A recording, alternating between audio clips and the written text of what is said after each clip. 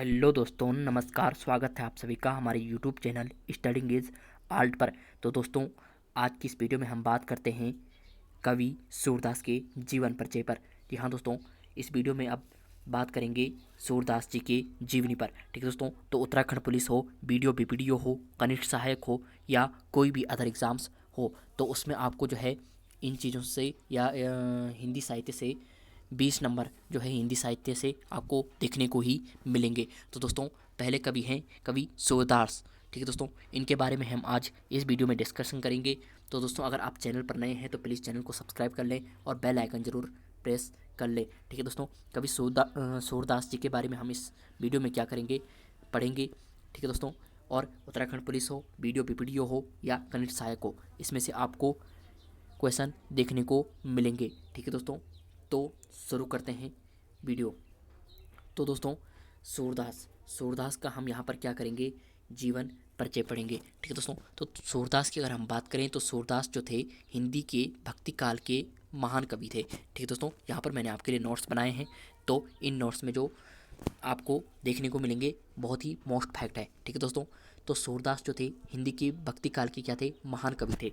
जन्म की बात करें तो जन्म कब हुआ दोस्तों इनका, तो जन्म हुआ था कब, 1478 में। जन्म कब हुआ सूरदास जी का, तो ये हुआ था 1478 में। ठीक है दोस्तों, जन्म स्थान की बात करें तो रुनकता या रेणुका क्षेत्र। ठीक है दोस्तों, रुनकता या रेणुका क्षेत्र, और ये कहाँ पड़ता है, तो ये पड़ता है आपका मथुरा आगरा मार्ग पर। ठीक है दोस्तों, कहाँ पड़ता है, मथुरा आगरा मार्ग पर जो है ये क्षेत्र पड़ता है। ठीक है दोस्तों, अन्य मान्यता भी है कि इनका जन्म, बहुत सारे लोग बोलते हैं कि, या बहुत सारा को मत है कि दिल्ली के पास सीही। ठीक है दोस्तों, बहुतों का मत है कि दिल्ली के पास जो सीही जगह है वहाँ पर जो है इनका जन्म हुआ, पर कोई फिक्स ये नहीं है। हमारे अगर पेपर में रुनकता या रेणुका क्षेत्र आएगा या दिल्ली के पास सीही आएगा, तो दोनों में से एक आएगा, तो उस पर हमने क्या करना है, टिक करना है। या ये पूछा जाएगा या ये पूछा जाएगा। ठीक है दोस्तों, तो इनमें से हमें टिक करना है। ठीक, आगे बात करते हैं इनके पिता की। पिता का नाम दोस्तों क्या था, रामदास। ठीक, गायक थे। जो पिता थे इनके वो गायक थे। और गुरु की बात करें तो गुरु इनके थे वल्लभाचार्य। ठीक है दोस्तों, कौन थे, वल्लभाचार्य, जो इनके गुरु रहे किसके, सूरदास जी के। मोस्ट फैक्ट है दोस्तों। मृत्यु की बात करें तो 1583 में जो है इनकी मृत्यु हुई, और मृत्यु कहाँ हुई, तो ये हुई थी पारसोली में। कहाँ हुई दोस्तों, पारसोली में। ठीक है, पारसोली में 1883 में क्या हुई, मृत्यु। ठीक दोस्तों, यहाँ तक क्लियर। एक बार मैं आपको फिर से जो है ये बता देता हूँ। तो जन्म स्थान है दोस्तों 1478 में। ठीक है दोस्तों, 1478 में क्या है, जन्म जन्म हुआ कहाँ, तो जन्म हुआ रुनकता या रेणुका क्षेत्र, मथुरा आगरा मार्ग पर ये पड़ता है, या फिर दिल्ली के पास सीही में। बहुतों का मत है, अन्य मत के अनुसार जो है इनका जन्म कहाँ है, दिल्ली के पास सीही में। ठीक, तो हमारे पेपर में जो आंसर में ऑप्शन होंगे तो आपको इस हिसाब से टिक करना है। ठीक है दोस्तों, पिता का नाम रामदास गायक। ठीक, रामदास थे जो गायक थे। गुरु थे वल्लभाचार्य। ठीक है दोस्तों, गुरु थे वल्लभाचार्य। मृत्यु की बात करें तो 1583 में मृत्यु हुई कहाँ, तो पारसोली में जो है मृत्यु इनकी हुई थी। जीवन परिचय पर अब दोस्तों इनकी क्या है, बात करते हैं। ठीक है दोस्तों, तो कुछ विद्वानों के अनुसार जो है सूर का जन्म दिल्ली के पास सीही नामक स्थान पर एक निर्धन सारस्वत ब्राह्मण परिवार में हुआ। ठीक है दोस्तों, कुछ विद्वान जो रहे उनका मत है कि जो है सूरदास जी का जन्म कहाँ हुआ, दिल्ली में। दिल्ली के पास सीही नामक स्थान है वहाँ पर हुआ। और किस परिवार में हुआ, तो निर्धन सारस्वत ब्राह्मण परिवार में जो है इनका जन्म हुआ। ठीक है दोस्तों, कुछ विद्वान मानते हैं प्रारंभ में सूरदास आगरा के समीप गुरु घाट पर रहते थे। ठीक है दोस्तों, पहले जो थे सूरदास जो है आगरा के समीप गुरु घाट है वहाँ पर ये रहते थे। वहीं उनकी भेंट श्री वल्लभाचार्य से हुई और वे उनके शिष्य बन गए। ठीक है दोस्तों, क्योंकि सूरदास जो थे उनकी भेंट किससे हुई, श्री वल्लभाचार्य से हुई, और वहीं पे वो इनकी शिष्य बन गए। ठीक, सूरदास के जो गुरु थे वो कौन थे, वल्लभाचार्य। वल्लभाचार्य ने उनको पुष्टि मार्ग में दीक्षित करके कृष्ण लीला के पद गाने का आदेश दिया। ठीक है दोस्तों, तो वल्लभाचार्य जो थे इनके गुरु थे, सूरदास के गुरु जो थे वल्लभाचार्य, तो पुष्टि मार्ग में दीक्षित करके जो है उन्होंने कृष्ण लीला के पद पर गाने का क्या दिया, इन्हें आदेश दिया। सूरदास की जन्मतिथि एवं जन्मस्थान के विषय में मतभेद है। ठीक है दोस्तों, मतभेद आपको यहाँ पर आपको जो है पहले ही देखने को मिल गए होंगे। बहुत से लोग बोलते हैं कि रोनकता या रेणुका क्षेत्र में, ठीक, और बहुत से बोलते हैं दिल्ली के पास सीही में। तो मतभेद है। साहित्य लहरी सूर की लिखी रचना मानी जाती है। साहित्य लहरी जो है दोस्तों, ये सूरदास की लिखी रचना मानी जाती है। इस ग्रंथ से यह भी प्रमाण मिलता है कि सूर के गुरु श्री वल्लभाचार्य थे। ठीक है दोस्तों, वल्लभ संप्रवाय। ठीक है दोस्तों, में ऐसी मान्यता है कि वल्लभाचार्य सूरदास से 10 दिन बड़े थे, और 10 दिन जो थे बड़े थे कौन, वल्लभाचार्य सूरदास से। ठीक है दोस्तों, किस उसमें माना गया है, तो वल्लभ संप्रवाय में जो है ऐसा मान्यता है। ठीक है दोस्तों, आगे बढ़ते हैं। श्री हरिराय कृत। ठीक है दोस्तों, श्री हरिराय जो थे उनके अनुसार जो है भाव प्रकाश ग्रंथ के सूरदास का जन्म स्थान सीही नामक ग्रंथ बताया गया है। ठीक है दोस्तों, जो ये श्री हरिराय थे, इनके अनुसार जो है भाव प्रकाश ग्रंथ में जो है सूरदास का जन्म कहाँ बताया गया है, तो ये बताया गया है दिल्ली में। ठीक है, जन्म स्थान जो है सीही में, ठीक, बताया गया है।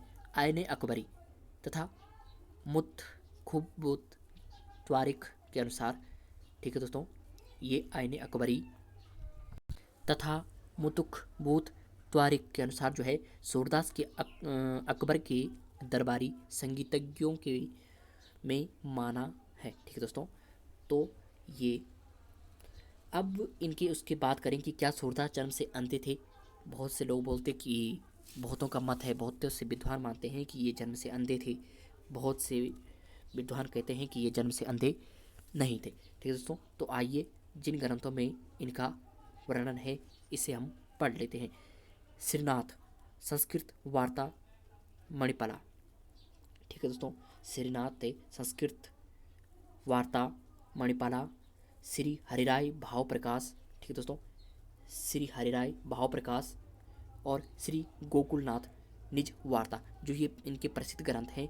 इन ग्रंथों के आधार पर जो है सूरदास जन्म से अंधे माने गए हैं। ठीक है दोस्तों, जन्म से अंधे माने गए हैं किन ग्रंथों के आधार पर, इन ग्रंथों के आधार पर।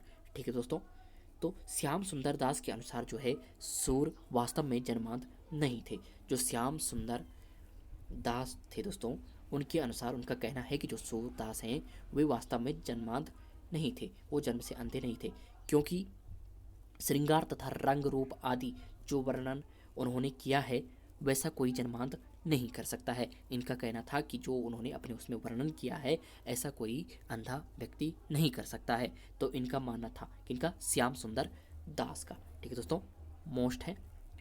डॉक्टर हजारी प्रसाद द्विवेदी के अनुसार जो दोस्तों सूर सागर के कुछ पदों से यह ध्वनि अवश्य निकलती है कि सूरदास अपने को जन्म का अंधा और कर्म का अभागा कहते थे, पर सब समय इसके अक्षार्थ को ही प्रधान नहीं मानना चाहिए। इनका कहना है दोस्तों डॉक्टर हजारी प्रसाद द्विवेदी जी का कि सूर सागर की जो कुछ पद हैं ध्वनि से अवश्य उनके पदों से को यह ध्वनि निकलती है कि वो अपने आप को जन्म से अंधा और अभागा मानते थे, पर हर समय जो है उन ध्वनियों से या उन पंक्तियों से हम कुछ ये जो है अर्थ नहीं लगा सकते हैं। ठीक, अक्षार्थ को ही प्रधान नहीं मानना चाहिए, इनका ये भी कहना है।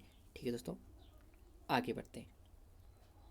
रचनाओं की अगर बात करें दोस्तों, इनकी सूरदास जी के द्वारा जो लिखित ग्रंथ हैं, इनकी मुख्य रचनाएं हैं, ये 5 बताए जाते हैं। ठीक, सूर सागर।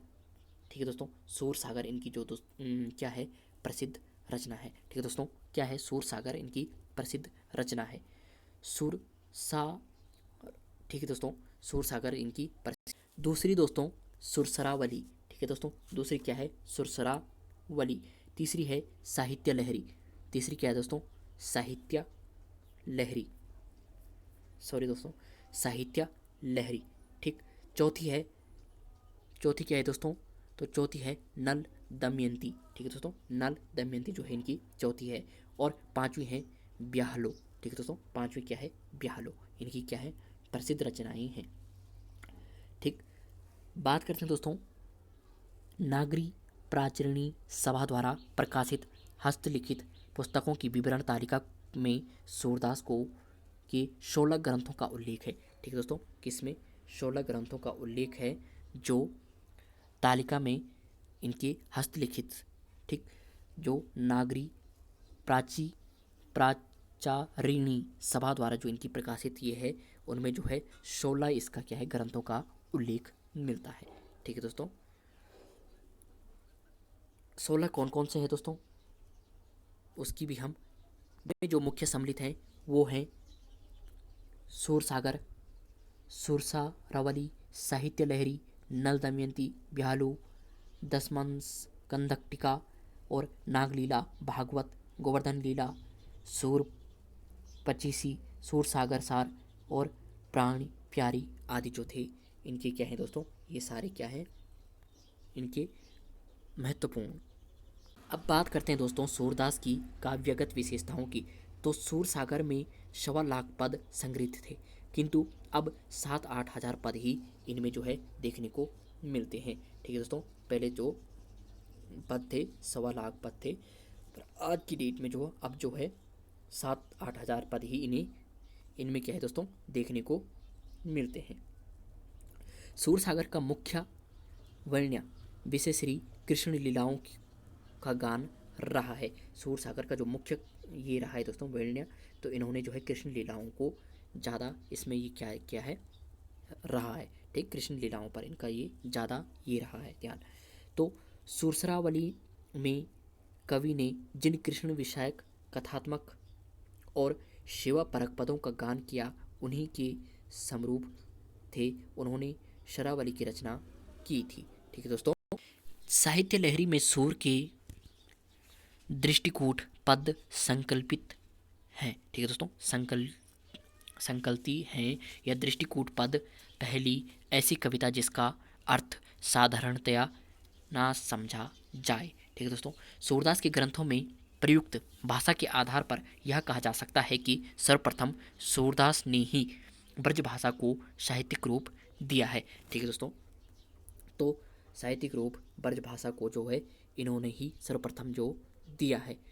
इनके उससे सूरदास के ग्रंथों में प्रयुक्त भाषा के आधार पर यह कहा जा सकता है कि सर्वप्रथम जो है सूरदास ने ब्रज भाषा को क्या दिया है, साहित्यिक रूप दिया है।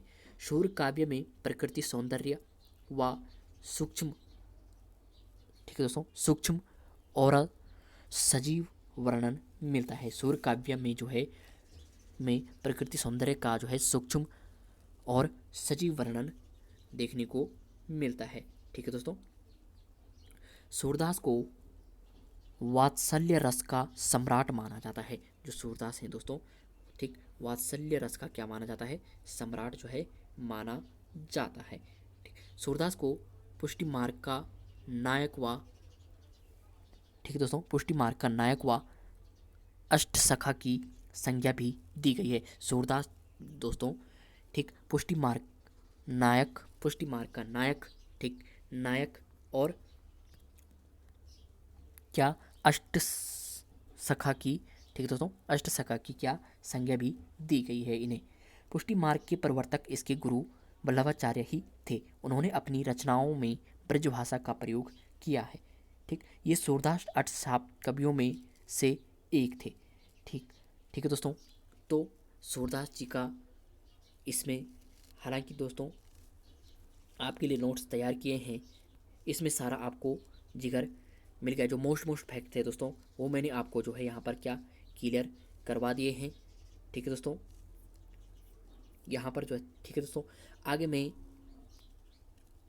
बात करूँगा दोस्तों। बहुत से कवियाँ रहे जो हिंदी साहित्य के, कबीर की बात करेंगे, मीरा की बात करेंगे, रसखान, बहुत से जो कवि हैं दोस्तों उनकी हम जीवन टिप्पणी पर हम आगे बात करेंगे। पर दोस्तों अगर आप चैनल पर नए हैं तो प्लीज़ चैनल को सब्सक्राइब कर लें और बेल आइकन जरूर प्रेस कर लें ताकि दोस्तों आप तक जो है वीडियो से संबंधित संपूर्ण जानकारी पहुंच सके। ठीक है दोस्तों, धन्यवाद दोस्तों।